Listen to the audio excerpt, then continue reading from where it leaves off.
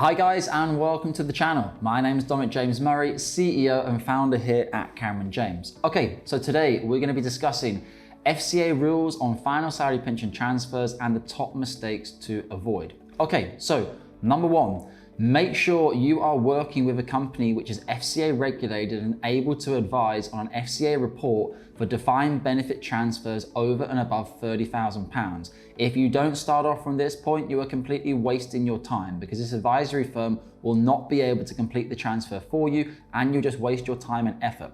A lot of advisory firms will say, yeah, come and have the appointment anyway. Maybe they're trying to sell you something else, maybe some insurance, maybe a lump sum, maybe something else, whatever it is. Make sure you always start off with someone and qualify with them that they can get the transfer done for you. In terms of the rest of the rules, you need to find out at a very early stage whether or not you would be an insistent client or not. Normally, you only find this out at the very end of the FCA report, which costs around £3,000 on average, currently speaking.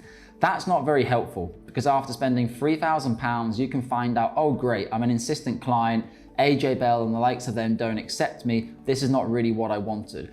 At Cameron James, we have a slightly different process. Before we proceed to the £3,000 report, we'll be honest with you. We will tell you straight away if we think you might be an insistent client. It's important to know that's not a legal piece of advice that we're telling you are insistent. We're giving you our layman understanding of your situation before you commit to moving forward and spending any fees. So number two is always work out from an early stage, are you an insistent client?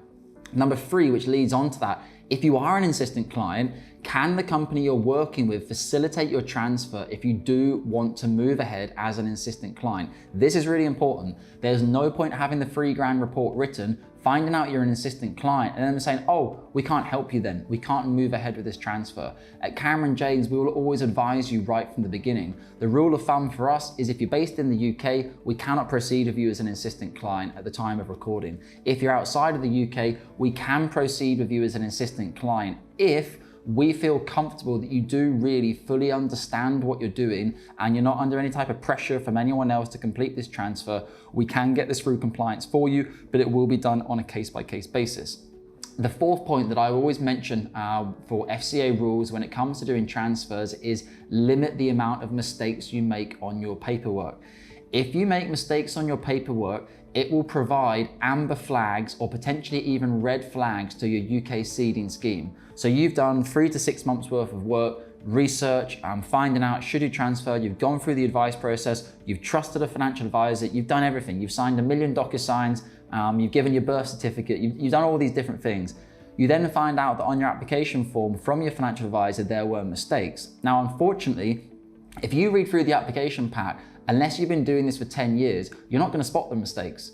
It'll be the tick boxes of the double negative questions about your pension transfer. Now, I would say sometimes I think the UK ceding schemes put these difficult questions in there on purpose to test the knowledge of the financial advisor, to ensure they know what they're doing or to raise red flags or suspicions. If your financial advisor or their paraplanner competing paperwork makes a mistake, it could cost you your transfer. So you always want to make sure you're working with a company who is qualified and also has a huge amount of experience in dealing with UK ceding schemes. We deal with UK ceding schemes every single day. We have a pension chasing department, 5 staff who call the UK schemes on an ongoing basis every day, 5 days a week, 8 till 5. We know them like the back of their hand. We know their requirements before they know their requirements. Sometimes we'll send them a case and they'll say, that's all the paperwork that's required. And we'll say to them, well, actually, in the last 4 times I dealt with you in the month, you actually requested a certificate of the birth certificate. You wanted 3 times proof of address. Are you sure this is all you need? And maybe someone new in the department or team would say, oh yeah, sorry, thank you for correcting me. So we will always do things in advance. So working with someone who is experienced. The final and 5th tip I would give in terms of FCA rules is just to make sure that you are following the guidance that is being given. Things, for example, like the MAPS, the Money Advice Pension Service, is going to become a bigger and bigger thing over the course of the next 12 months. It may well be that we have to refer you to MAPS in order to have an independent telephone call with them to ensure that we are giving you correct advice and it's not part of some scam. This is really, really important. anything which signifies to your UK ceding scheme that you might be at risk of a scam, or your financial advisory firm is untrustworthy, or your SIP is untrustworthy, could mean the whole of your transfer is cancelled. Irrelevant if you've paid your £3,000 advice fee or not, your UK ceding scheme don't care. It's not their problem if you've already paid fees and now they've declined the transfer. So always do everything that you can to make sure to minimize the amount of mistakes that you make in terms of a final salary pension transfer. So that's my points on that topic, guys. I think this topic is going to grow over the course of the next 12 months. I think it's going to become even more important than it is now. Currently speaking, by doing the 5 things I've mentioned is going to help speed up your CETV.